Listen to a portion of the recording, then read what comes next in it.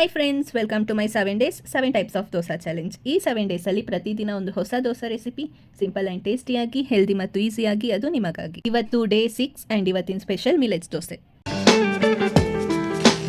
ಇವಾಗ ನಾನು 3 glass millets use ಮಾಡ್ತಿದ್ದೀನಿ. ಇವತ್ತು ನಾನು ತಗೊಂಡಿರೋದು ಸಾಮೆ, ಲಿಟಲ್ ಮಿಲೆಟ್ ಅಂತ ಹೇಳ್ತಾರೆ ಅಲ್ವಾ, ಅದು.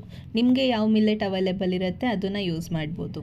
ನೆಕ್ಸ್ಟ್ ನಾನು ಯಾವ ಗ್ಲಾಸ್ ಅಳತೆಯಲ್ಲಿ ಮಿಲೆಟ್ಸ್ ತಗೊಂಡಿದ್ನೋ ಅದೇ ಗ್ಲಾಸಲ್ಲಿ 1 ಗ್ಲಾಸ್ ಉದ್ದಿನಬೇಳೆ, 1 ಹ್ಯಾಂಡ್ಫುಲ್ ಆಫ್ ಅವಲಕ್ಕಿ ಹಾಕೋತಾ ಇದ್ದೀನಿ, ಮತ್ತು 1 ಸ್ಪೂನ್ ಮೆಂತ್ಯ. ಇವೆಲ್ಲನೂ ಚೆನ್ನಾಗಿ ವಾಶ್ ಮಾಡಿ ಒಂದು 4 to 5 ಅವರ್ಸ್ ಸೋಕ್ ಮಾಡಬೇಕು.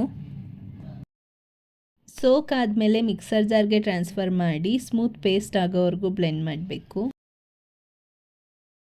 ಇವಾಗ ಈ ಬ್ಯಾಟರ್ನ ಓವರ್ನೈಟ್ ಫರ್ಮೆಂಟೇಷನ್ಗೆ ಇಡ್ತಾ ಇದ್ದೀನಿ.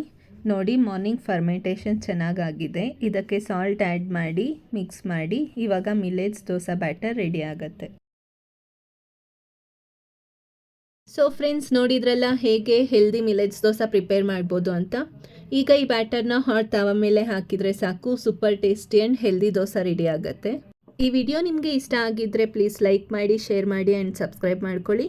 ನೆಕ್ಸ್ಟ್ ವಿಡಿಯೋಲ್ಲಿ ಮೀಟ್ ಆಗೋಣ, ಅದು ಡೇ 7 ರೆಸಿಪಿ ಜೊತೆಗೆ the last and final dosa of this challenge. So stay tune for the final dosa.